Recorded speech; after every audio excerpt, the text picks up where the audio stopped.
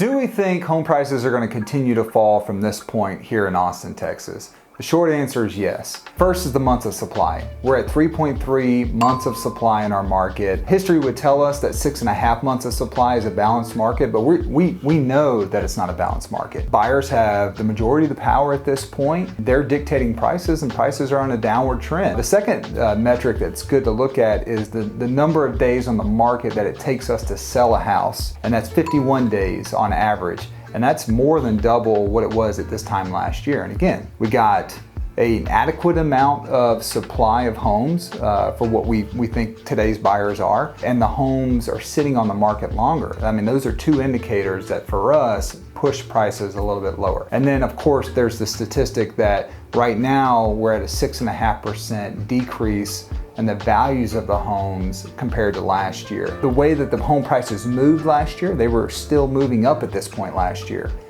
They're not moving up right now. If anything, best case scenario, they're staying level. Overall in the market, I think we have another 5, maybe worst case scenario, 10% of decrease in the values that we have in our homes today.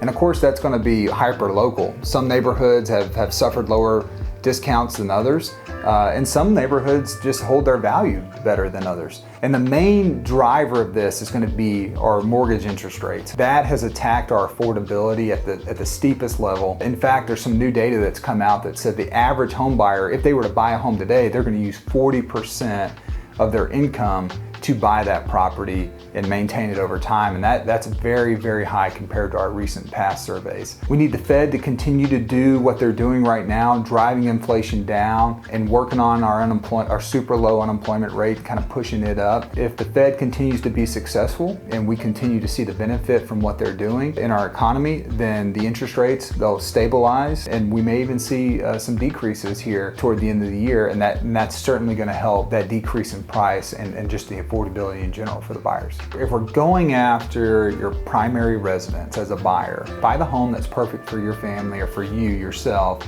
at this point in your life.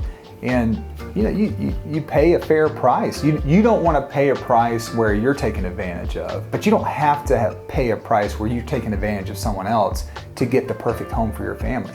So if you're buying your primary residence right now as a buyer, set your budget, do the responsible thing there, save the money so that you have your savings in case something bad were to happen, and then go shop for the right house for your family, and when you see it, you buy it. For sellers, I think there's a responsibility to look at what the trend is in value, and then you get out ahead of that trend with your pricing.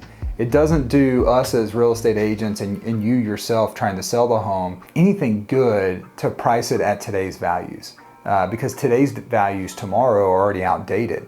And you're going to be competing against other homes that might be willing to be more aggressive on price. Right now, buyers, for better or for worse, they're after what they can afford because of these interest rates. And if all else is the same in the house, they're going to take the more affordable property. And we can do things on our side to help you advertise the property with great staging, great photos, mass distribution of your listing on the web and locally within our agent networks and all of that. We're going to get the word out there. But if the house is overpriced in today's market, you're not going to get an offer. So if you like this video and you want to hear more updates from us, then please subscribe to our YouTube channel and follow us on Instagram.